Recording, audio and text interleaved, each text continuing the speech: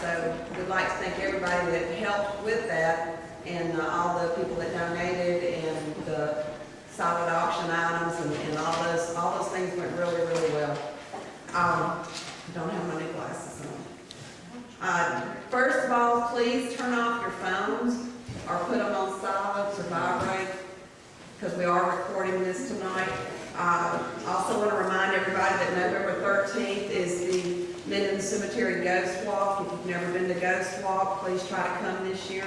It starts at noon. The last tour will start at 3. We will have a few golf carts out there if you need to ride the route. But we have hopefully some special things that will happen out there this year. I know we're working on having a duel, so that'll be something interesting. If you've never been to Ghost Walk, try to make that. Let's see. After tonight's speaker, the museum will be open. So if you have not seen the theater, we've got it set up right now. It's playing right now. So please go over there so you can really see how that's going to look, because I've got the lights down low. We've got a movie playing over there. So go to the museum for a few minutes after tonight's speaker and take a look at all that, because that's going to be a really, really nice asset for Minden in the museum. We also, that room, if you look at it, it is now available for rental. So if you have a reunion or a party or a special event that you want to have, give me a call, because you can rent that, and that does give you the access to that theater system. I want to thank Patty and Charlie for allowing us to use Christopher's this year without this room. We'd really be in a fix, because we don't have, over there, we're just out of room. And this is a perfect location. We're just walk through the alley or around the corner to get to the museum. And so we really appreciate them letting us use Christopher's like they do. I also want to thank Durwood and Phil. Without Durwood and Phil doing the sound and the video, we wouldn't have all these CDs and DVDs that we sell later on. And we do actually sell a good many of these to people. We sell entire sets to people, and I ship them all over the world. So a lot of these speakers, people don't get to come, but it's a lot of people that are from Minden that have moved on, but they still want to see what's going on. So we do ship these all over. What else? I think that's it. Good. I think that's it. All right. Thank you very much, Phil. Pull me off anyway. And I'd like to add our thanks for all of you coming this evening. We really had a good year, and are continuing to have a good year at the museum, and we're moving very far in the right direction. And lately I've been very pleased with the groups that we've had come to Minden from outside of Minden, from Shreveport and Bossier, claim dealing, and we're getting known as a place to come there, which is obviously the purpose of the museum, for people to enjoy the museum. I would really want to, it's hard to thank everybody that's been so helpful to the museum, because there's worlds of people that have given financial donations. They're very important, and they'll be very important for the future. Of course, this evening I want to thank those, Pat Stevens, Frank Griffith, and Richard Campbell for providing the refreshments this evening. Oh, and then I really need to recognize Mr. Carlson Profero, who has been our bartender. He did a wonderful job the other night at our reception. He didn't even get his picture put in the Shreveport paper. But maybe some other time. You took a picture of him earlier, didn't you? We'll try again. Now, for our program this evening, I'd like to have John Again come up and introduce our speaker. Thank you.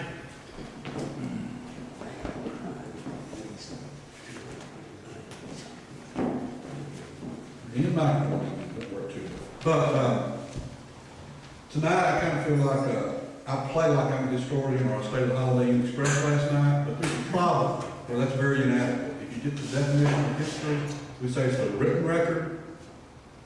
You have a problem, because a lot happened before people started writing.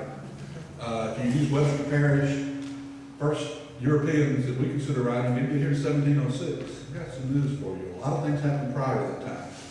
And I would get questions put to me years ago, and, you know, you can make something up or you say, I don't know.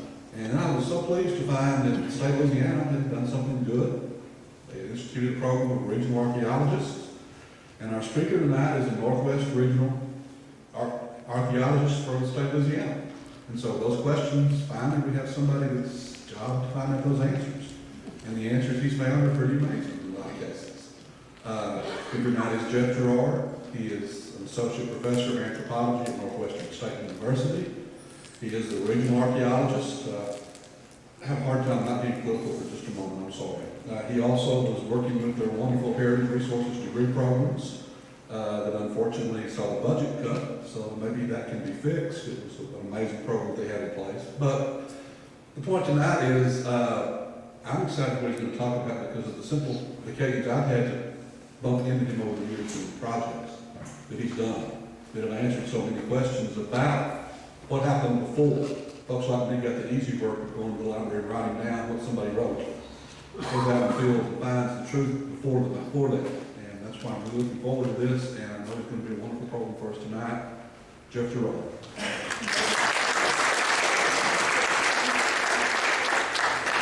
Well, thank you, John. I appreciate it. I'm going to talk a little bit. I'm going to get into your realm with the historic end of things as well. But my subject matter tonight is going to be salt.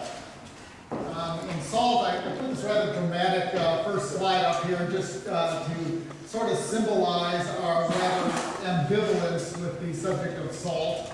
We recognize it as something that tastes good and is nutritious, but at the same time it's caustic, and we say we have terms like rubbing salt in somebody's wounds and various things like that, where we realize that we need it, something that we need, but we sort of take for granted nowadays. What I'm going to begin with is I'm talking specifically about salt in Lake Bistineau, because Lake Bistineau was a major production area for producing salt, both, as John was saying, before the written record, before history. It was so in late prehistoric and early historic times, as well as during the Civil War for a brief period, and then sort of tailed out after that. But we've been looking at the remains of the salt works out on Lake Bistineau, and we did this a little bit back in 2006, and then just recently, last week, in fact, we went out there again to take another look. The salt works were actually found back in the 1980s by members of the Louisiana Archaeological Society, who first recorded the locations. And a lot of what I'm going to say is what we don't know, and what the sites out there have the potential to help us learn. I'm hoping this is going to, my little clicker thing is going to work. If not, I will. Sometimes it works and sometimes it doesn't. Now I'm going to just have to go over here and flip it, but that's okay. So why is salt important? You know, what do we use it for? Well, one of the things, of course, is nutrition. We need salt. And in terms of the Indians, how do we get salt? Well, partly is through other things that we eat, particularly animal protein. Animal foods provide us with salt. And when the Indians, back in the times before they were growing crops, back thousands of years ago, what we call the Archaic period, they were mostly fishing and hunting and gathering, a little bit of plant food, but a lot of their diet was meat. And they probably had plenty of salt. So we don't see them, we don't see salt works that they didn't need a supplement to that, and we don't see them exploiting the salt at that time. However, in later prehistoric times, after about 1000 AD and up into historic times, the Indians began settling in villages and growing crops. And more through time, their diet became reliant on corn agriculture, corn, beans, squash, more of the plant foods. And as they did so, a dietary supplement was necessary, and they recognized this. And so the salt works that were found became important, and they began trading salt all around in the eastern part of the United States. So those nutritional aspects are important. Also, just in terms of dietary craving, I mean, salt tastes good, and so once people began finding that it did, that became a need more and more. So it established, again, another importance to it. Food preservation. In the old world, especially in Europe, particularly with the fishing industry, using salt as a food preservative was very important. Interestingly enough, we don't find that or any evidence of that here in the New World. We don't think that the Indians were using salt as a preservative, but we're not sure of that. And then other things like manufacturing. There's various things, including fabrics and other things in the old world where salt is an important ingredient. Around here, we're not, again, with the Indians, we're not sure about that. There is some studies that have been done that said making certain types of pottery with shell temper, and I'll talk about that in a few minutes, but the salt was a necessary or an important ingredient to that. So they might have been using it there as well. That isn't going to work. I already tried that. Salt isn't everywhere. There are some, this is a map that's a little bit small, but it just shows all the Americas and shows in yellow where the major salt producing areas are.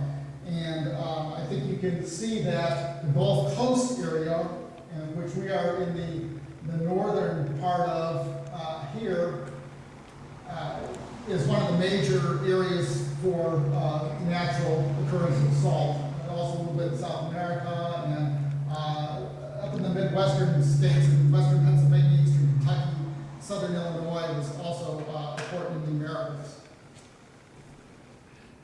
And here we go. Here's the natural salt-producing areas in the eastern United States. You can see here in northern Louisiana, going up into southwest Arkansas, a little bit into East Texas and Oklahoma, which happened to be the territory of the Caddo Indians in prehistoric times. That was very important to the Caddo, a major salt-producing area. And then you can see there in the Kentucky, West Virginia area, and a little bit in southern Illinois as well. Of course, you can also get salt in some of the salt domes that are right on the Gulf Coast, including the famous place known as Avery Island, where Tabasco sauce comes from. That's a large salt dome, and the Indians in prehistoric times exploited that, and it's probably one of the better studied places in the country in terms of salt works, is on Avery Island.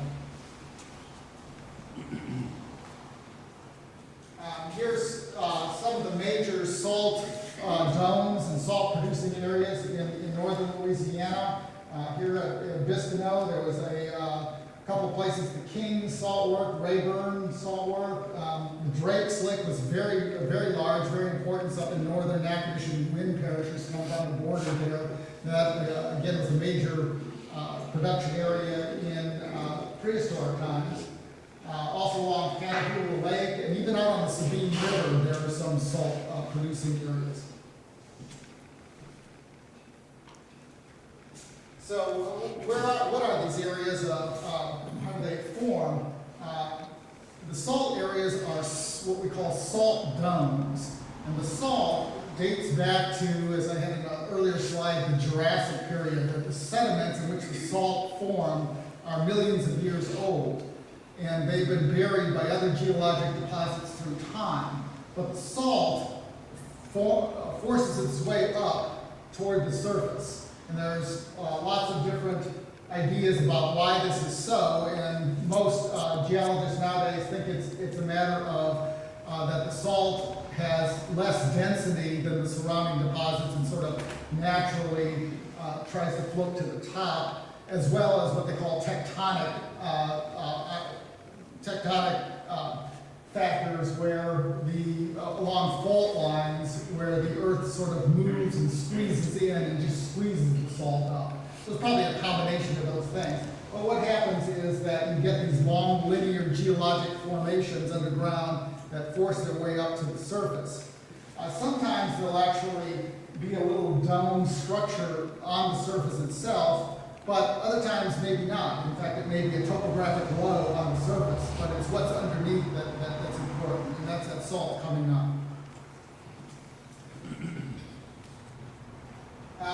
Just a couple of pictures of Avery Island and showing you the very characteristic dome-shaped geologic formation. You can see it's very circular there. There's an infrared picture here on the right, and then just an aerial photograph there up in the corner. But you can see that round structure. It's very characteristic of the salt dome. And I put this in actually for other talks where people don't know where Lake Bistineau is, but everybody does here. But just showing you our location here on Lake Bistineau. And the northern end of it is what's important, because the northern end of the lake is a salt dome. And you can see, I think this is one of those Google Earth photographs that I took for this. But you can see the very round, circular structure to the northern part of the lake.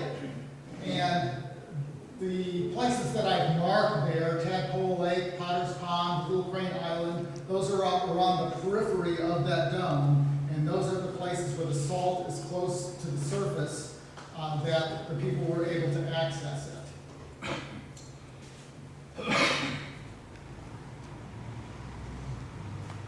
This is a really neat map. It was done by and I'll be referring to this guy quite a bit, a geologist by the name of Arthur C. Veach. And he was around here in the late 1800s and early 1900s and did a lot of geologic work in North Louisiana and produced some incredible maps. And he has a few photographs in his publications that came out early. But in 1902, he published a paper called The Salines of North Louisiana. And he has this map along with a nice description of what the salt works were like and some of the historic information. And of course, he goes into the geology of why they formed as well. But this is the northern part of the lake. At the time, of course, there wasn't a lake there. This is 1902. It was after the Red River raft was already dissipated, so all the Lake Bistineau was drained. It was before the dam was built to build the modern Lake Bistineau. So it was dry at that time, so you're at the head of the lake. And you can see some of the roads going across what is now the lake bottom, and several areas that he's got marked. In fact, there's little dots, and it might be hard to see out there because of the little dots, yes, with the trees, but there's little black dots all over that he shows where the salt wells were that people had been using a little bit prior to the time that he came out there and visited.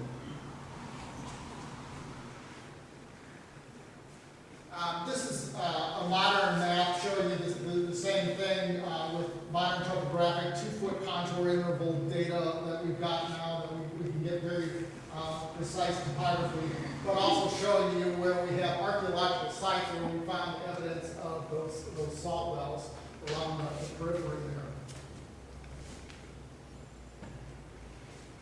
This is 2006, what it looked like on the northern part of Lake Bistineau. This is a few years back when they brought the lake level down, and you can see how the surface is all cracked out like that, and just showing you an edge of the salt wells, and I'll show you some more of that in a minute.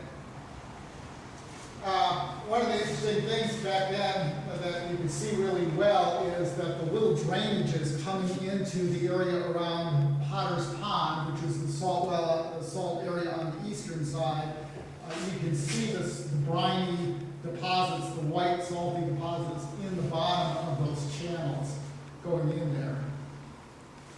It was really quite dramatic looking. And this is Potter's Pond, what it looked like in 2006. And it's on the eastern shore of Potter's Pond where we find the evidence of the Indian salt works, mostly in the form of broken pieces of pottery. And then we have salt wells all around the pond. This is last Wednesday, what Potter's Pond looked like. Because you're probably all aware of the fires that have been out there, but this is now what it looked like. But we were able to also identify wells, because it's all dry there where the pond was before, we were able to identify wells in the bottom of the pond that was filled with water when we were out there before. So we were able to learn a lot more, and some of it was quite interesting. So I'll show you in a minute.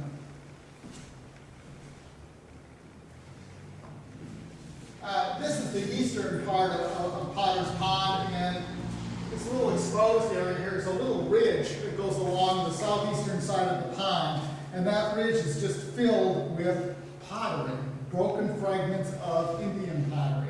In fact, the name Potter's Pond comes from just that. In the 19th century, the people who were out there recognized all this Indian pottery out there, and they thought this is where the Indians made their pottery, so they called it Potter's Pond. But actually, it was more likely it was where the Indians broke a lot of pots during their attempts to extract salt from the area. And here's what some of the pottery looks like. Most of it is just plain. It's not decorated. It varies quite a bit in thickness, but it's nothing very beautiful looking, and most of the vessels are simple little bowls, as I'll talk about in a minute here. Its one interesting characteristic is it's tempered with shell, with mussel shell. But what I mean by tempered is when you make a ceramic vessel out of clay, you usually add something to the clay to keep it, when you put it on a fire, the clay will shrink. And if a portion of it shrinks faster than another portion of it, it'll crack. So what you do is you add something to the clay, something aplastic, something that's not going to shrink, and that helps even out the heat, and it keeps the whole thing shrinking at the same time, and it's called temper. And the Indians around here, for most of the time, the Caddos used old pots that they had ground up, old pieces of fired clay, and added it to the clay. They also sometimes used bone. But very late in prehistoric times, beginning probably in the 16th century and then going off into historic times, they began to use ground mussel shell. And there are some chemical reasons why that was a very good thing to do. It was hard to fire the pot because it made it sort of brittle during the firing process. But once they learned how to control that, they could make pottery vessels that were much thinner and stronger than they did before. And we're finding virtually all of the pottery we find at Potter's Pond has this shell temper in it. There are some pieces of decorated pottery out there, and these are very important because they help us determine when the Indians were there.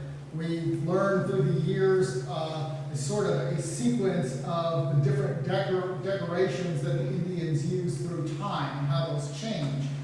And here's some of the partially reconstructed whole vessels that have been found out there.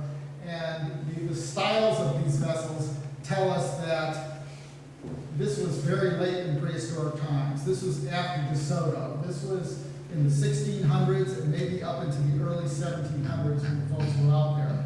And so far, we have not found evidence that they were there much earlier than that.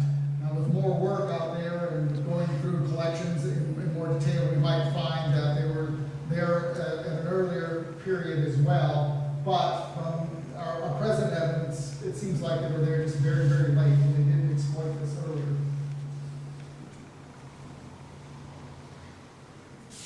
Just the decoration on that vessel on the left, just a close-up of Caddos like to do a lot of scrolls and whorls and things like that on the pottery, and that's just showing you what that decoration looks like on that pond. Another interesting thing when we go back that I should mention is that the decorations on this pottery, particularly this one, doesn't seem to be something that's characteristic of the Caddos. The Caddo, we do find pots like that occasionally, very late around here, but they look more like pottery that is found over in the lower Mississippi Valley. So it's possible that it wasn't just the Caddos who were here, but there were other groups of Indians that came over and at times used that salt lick as well.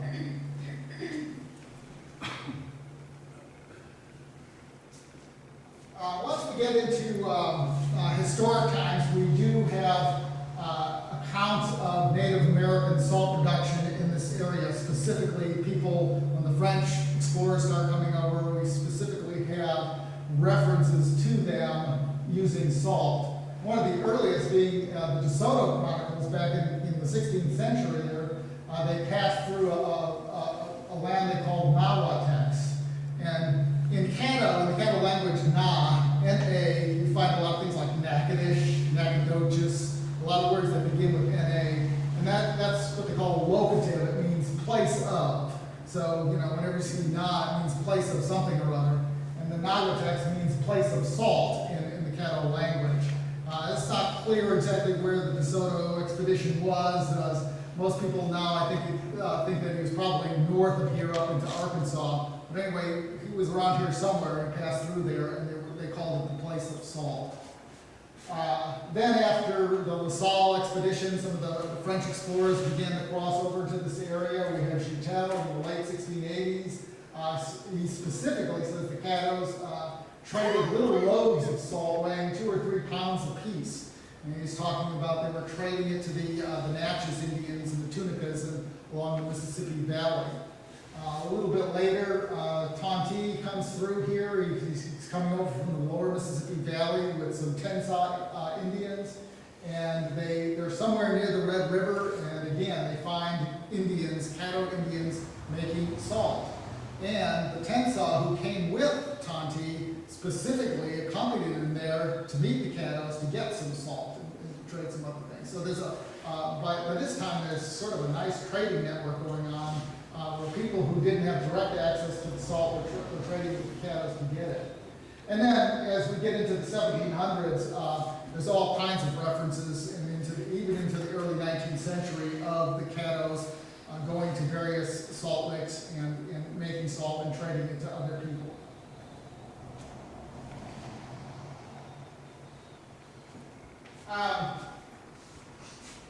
Even though the salt is seems to have been exploited very late in this area, in other portions of the eastern United States, we do have good evidence of Indians making salt at an earlier period of time. This is some pieces of pottery from southern Illinois, and the characteristic kind of pottery, again, is shell tempered. You see the little white flecks in it, that's the little pieces of shell in there. But you notice this texture to it, and that's what we call fabric impressed pottery. And not only is this pottery different than we find at Lake Bistineau, the vessel forms are incredibly different. We call these salt pans because they're not little bowls in southern Illinois, but they are almost flat. They're almost like plates. They're very shallow bowls, and they appear to have been quite large. And what we think they might have been doing is actually making these things that would be very difficult to transport, but they may have been putting them on a large piece of fabric and pressing the clay down in there to make the vessel, and then picking up that fabric to transport that around. We're not really sure, but they all have these fabric impressions on them, and they are big vessels. They may have been directly into the other thought is that they were directly put into the ground surface, and then they were heating the brine, the salty water, with hot rocks rather than putting these things directly under the fire. But we're still not sure about that. Here are the vessels that have come from the Pyers Pond area, and you can see they're just little bowls. They're nothing at all like that, and they don't have any of the smooth surfaces. They don't have any fabric impressions on them whatsoever. These were found in, the dig wasn't really well documented, but they were found apparently in a little pit, and there were several of these bowls that were found together, superimposed, one inside the other. Like they were cached there, they were deliberately put there and abandoned. I think that's very interesting, very important. My suspicion is, and again, this is just a thought at this time, is that these were not the vessels that were used for boiling the salty water and producing the salt, but these were vessels for transporting it. Or even perhaps the fact that they were cached and there were different sizes, one within the other. They might have been like prehistoric measuring cups. They may have been actually measuring this stuff out in specific quantities in order to trade it. There's a Dr. Ian Brown who works at the University of Alabama, who worked on the Avery Island site down in South Louisiana, suspects something similar. He found a lot of little miniature vessels at the salt work site that he thinks is what they were using to trade and actually measure out the salt with. We don't know exactly how the Indians were producing the salt. We haven't done any excavations out here. We don't have any little areas where we found their hearths and places where they might have been actually producing it. We do know that if you dig down a little bit into the ground, you don't actually hit rock salt or anything like that, but you hit groundwater that is filled with salt, very, very, very salty, that you can boil and get a crustaceans of salt crystals on the bottom of the vessel that you're boiling it in. And that's what they were doing in some manner or another. This is a reconstruction from Avery Island, where they thought that they might have been even using little things like clay. They're finding these little clay pedestals and little clay bars that they call fire bars, that they may have been had an operation that looked something like this. I think that the vessels that they were using in order to boil the salt probably were pretty shallow and had large rims like that. They weren't these little narrow bowls like were found in that cache. That would have made much more sense in terms of boiling the salt. And interestingly, we haven't found any of those whole, and I think it's probably because they're all broken. You know, there's not a lot of those that are going to be lying around. But another aspect of that suggests that is when we go out there and find the pottery, we find a lot of rim shirts to these bowls, a lot of the top rim, and almost as many rim shirts as we do to the rest of the vessel. And I think that's because, you know, when you have a large shallow vessel, you're going to get that sort of proportion of rims to the vessels. But if you have a deeper vessel, you get a lot more of just the regular body shirts and few rims, as we generally find on Indian sites where the rim shirts just aren't as many. The ratio is just much different out there. So, you know, my idea is they might have had a couple of different kinds of vessels, one for actually producing the salt and another for measuring it and transporting it. The other thing we don't know is what they were doing out there other than producing salt. This is a little reconstruction of a salt site in Arkansas where there was evidence that the Indians not only were producing the salt, but they were living there right on in the area, where there's evidence that there were structures and little outbuildings, and they're doing all kinds of activities out there. In Avery Island, it doesn't seem to be that case. In southern Illinois, it seems like maybe the salt producing areas, that's about all they were doing. They were very specialized. This has some interesting implications of their whole social organization that we don't know about. But it's something that with additional research out there, we should be able to learn. Are there posts in the ground? Are there post holes that relate to where their structures might have been? Do we have hearths? Do we have tools that were not related to salt production? We do know that we have a lot of chipping debris and some little stone tools out there that have been recovered. But other than that, the work just hasn't been done.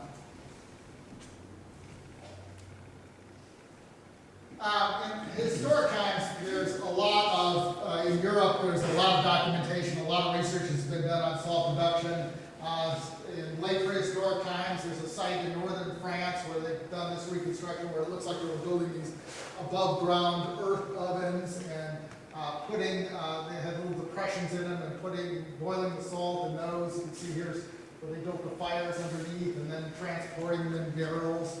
A little later in the Middle Ages, they had more sophisticated means of actually tapping into bedrock and getting the briny water off and then boiling it in these big ovens. So there's quite a sophisticated technology that changed through time.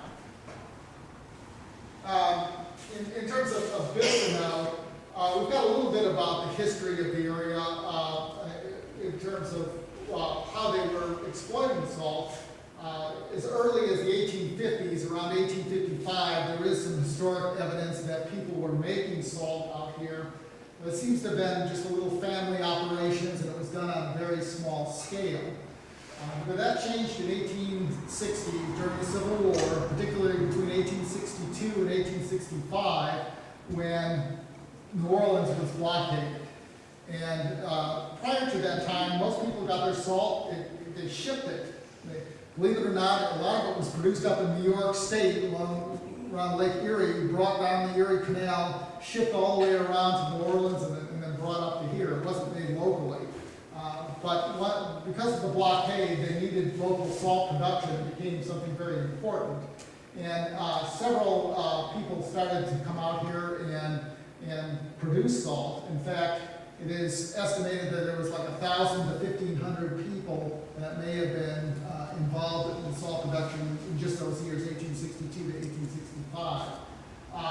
One of the first people was a geologist, a French geologist who was named Thomasy, and he came out here and came a little place on the western side that's now here you see Frenchman's Well, and there's a little place called Frenchman's Island here, and that was this guy Thomasy. He was a French geologist, and he actually even wrote a little paper on the salt works up here. It's in French. I've never seen it, but the local folks didn't like him, and it's reported. Veach reports that some of the local folks ran him off, and they started. They took over the operation and did it themselves. Another guy named Stansbury, and he was up here, and he had an actual contract with the Confederate government to produce salt. And there's a place up there, now they call it Rhode Island, but it was called Stansbury Island. And he had salt works on Tadpole Lake, which is Tadpole Slough kind of goes around the western part of the salt dome there, and at the northern end is where his salt works were. And then eventually the Potter's Pond area here on the eastern side, and it kind of went all the way down around the side, across by Dorcheat. And how we see those wells today is what they look like. Big circular depressions in the ground. And this is again from 2006, and this is what they looked like at the time. They were circular depressions. They had a little bit of water still in the bottom. They were kind of muddy. And you walk out there and just, there they are, just scattered all over the landscape. And we began to map those in 2006. There's another one that's been dried up, but you can see the grasses, because of the salty nature of the deposits, the grasses just kind of grow around the side of them.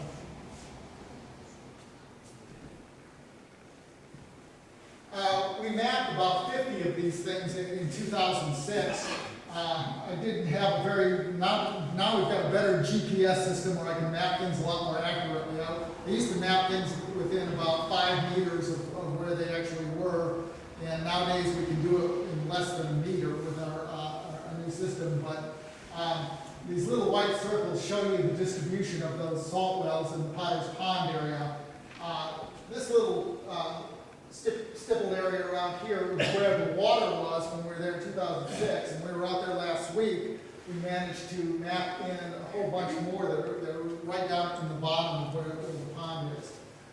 This area on the east side is the little rise where there's a concentration of the Indian pond.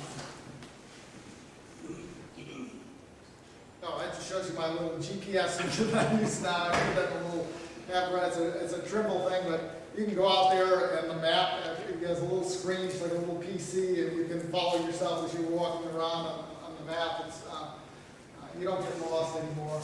And you can also take the data once you put it in there and come back on your computer and then plot it on any of the other maps that are what they call geo-referenced to the same coordinates.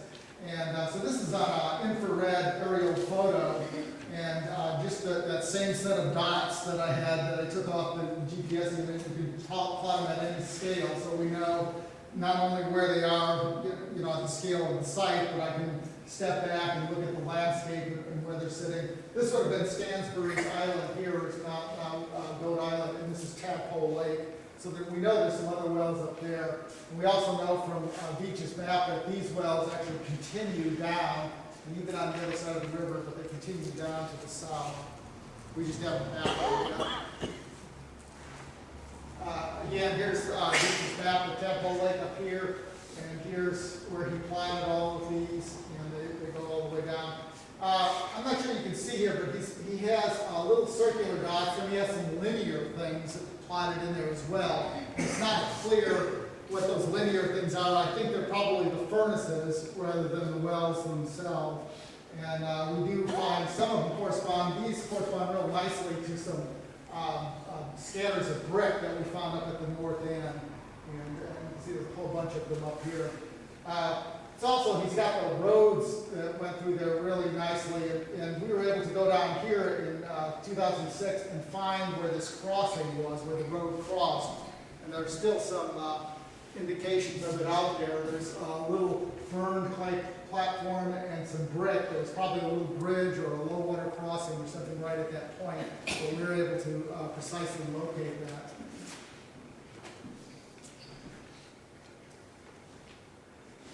Beach also took some photographs at the time, and here's the Tadpole Lake situation. This still has water in it, by the way, but there seems to be some of the wells are below right out in the middle of the lake. This is in 1902, and they weren't in operation anymore, but the remains of them were still out there. You can see these wood planks that are coming up where the wells are, and they're vertical wood planks. And he describes that that's what they did. They made a little frame that stuck down in the well. There's a sentence that Bistineau is that other old works, platforms were built around the wells, and the brine, after being elevated to the level of the platforms with homemade wood pumps. That's interesting. There should be some indication of that out there as well. But was conveyed to the furnaces by troughs supported on forked poles. There was some really interesting aspects to all this that the remains of which probably are still out there. And something we hadn't seen before, but when we were out there last week, where the water had been, and it was continually sitting in the bottom of Potter's Pond, sure enough, we found the vertical planks still there, still preserved below what the water surface was. I don't know, can you see that at all? Yeah. You can see the rectangular structure, and some of them are in amazingly good condition. And here's another one. And this shows, and some of them have posts on the corners, and sometimes posts in the middle. And you can see these. Another photograph, you can see the posts here. This is another photograph that Beach took in 1902. And you can even see the circular depressions, sort of a little remnant of it there. But preservation is amazing, and so this is something that's really exciting. What we'd like to do is to determine how deep these things go and get a little bit more of it, but it should be preserved below the surface. And I'm not sure if just the clay preserving or just being constantly under the water, sometimes that's good for preservation, but the wood is still in place.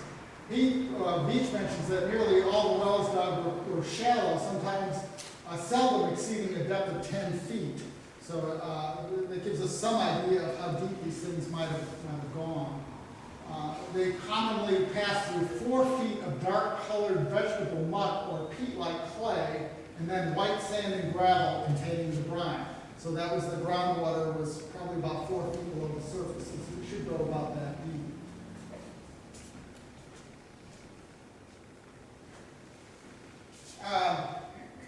Back to the beach map here. The other area, we haven't done as much work there, but what he called Salt Island down here, now people generally refer to it as Crane Island, and it was Crane Lake.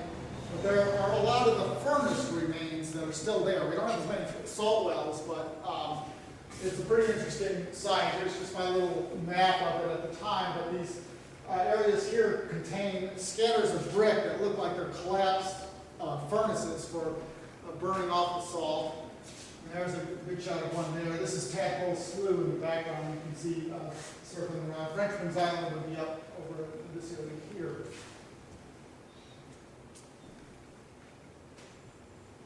And sometimes the footings are still there in places. You can see little brick piers.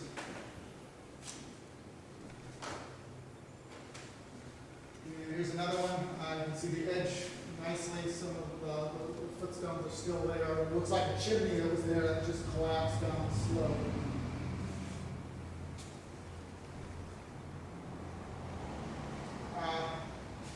Frank McEnany did a little article for the Shreveport Journal at the time, back in 1986, when they first found these. And that's what his little reconstruction of what these furnaces would have looked like. And that's probably pretty accurate. It was something pretty simple like that. It just looks like a little chimney. And they would have used a big kettle, some of those, the big sugar kettles from this area in order to boil off the brine. In fact, one of them, in that article, they have a picture of a woman who had one still in her yard. In fact, there's old sugar kettles, wash kettles, and steamboat boilers were used for evaporating pans and gainers. High water prevented continuous operations. The work generally commenced in June and continued to about Christmas. So even in the springtime, it was too muggy down there to do the operations. They had to wait for the dry fall season. I haven't found, if anybody knows of any of these, I'd love to get a picture of them that are still in existence. They you know, the big iron kettles, and some people still might have them. I took a picture of these. This is from Oakland Plantation down in Natchitoches, where there's sugar kettles a little more common, but that's kind of what they look like.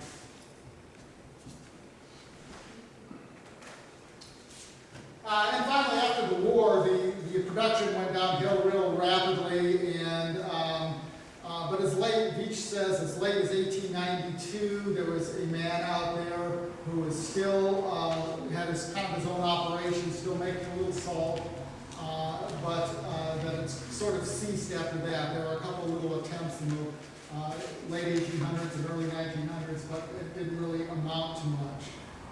And then, of course, in the 1930s, the new lake came up, and that was that. Everything was underwater. So that's kind of where it now stands. This is Frenchman's Island, by the way. And we don't know where the Thomases' home was, but he lived someplace out here and then exploited this area to make salt.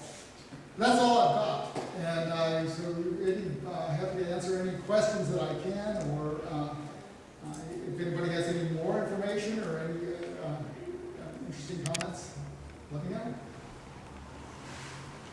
Jeff, I think Mary McKinney that has Yellow Pine Inn on Yellow Pine Road. Okay. She has one of those in the front yard. Okay.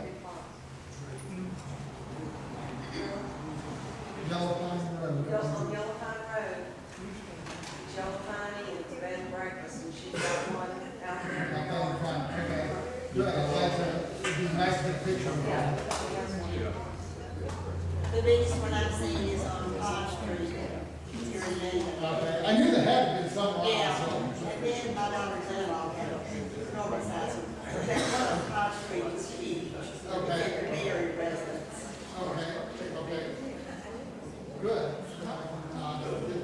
Get some good pictures of one that actually came from there. I want to ask a dumb question. No, there's no double question. The salt under Bistineau, did any of the salt from these things rise in the, come into the water? I'm thinking about fish. You know, we hear freshwater, saltwater. Yeah. Uh, I suspect not enough to make any appreciable difference in terms of the salinity of the lake as a whole, because there's just too much water. And it would be confined, salt dome, remember, it's just confined to the real far north end here. But I don't know. But that's a good question. And maybe the wildlife fisheries guys know something about, take some tests or something about the salinity of the water. It's different on the north end than it is elsewhere. Is the salt dome present enough that it could be mined physically? Is what? Is the salt dome there that could be mined efficiently?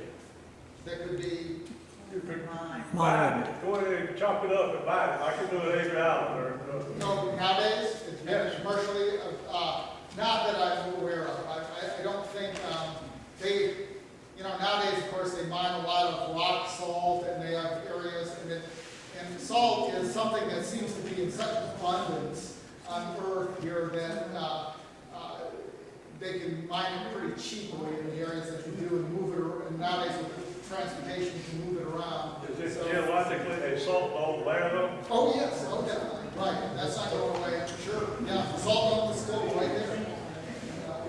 But it's 10,000 feet or something like that. Well, it's not that deep, but it's probably deep enough and the quality isn't enough that it would be commercially viable as, in order to operate something like that. What does a salt dome have to do with oil or gas under it? Always, if you own a salt dome, it won't be any oil and gas under it. How come that? I don't know, and all I know is, we need a geologist here before. Sometimes there is an association with oil and gas, and that's because the salt dome comes up under fault lines, places where the earth crust is moved, which has caused little seams where the oil and the gas accumulate. So there's definitely an association in some areas with oil and gas production. But other than that, I'm not sure. I'd like everyone to know that not far south of Duffley is the Pro Salt Dome.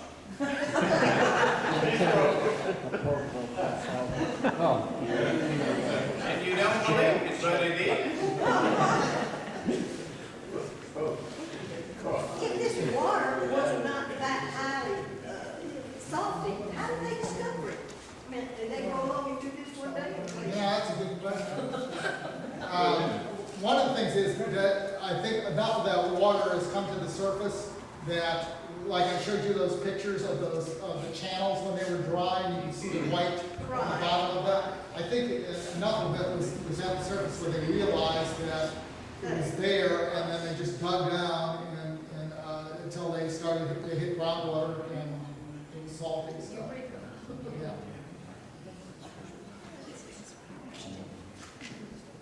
Any other questions? Okay, that's it. Thank you.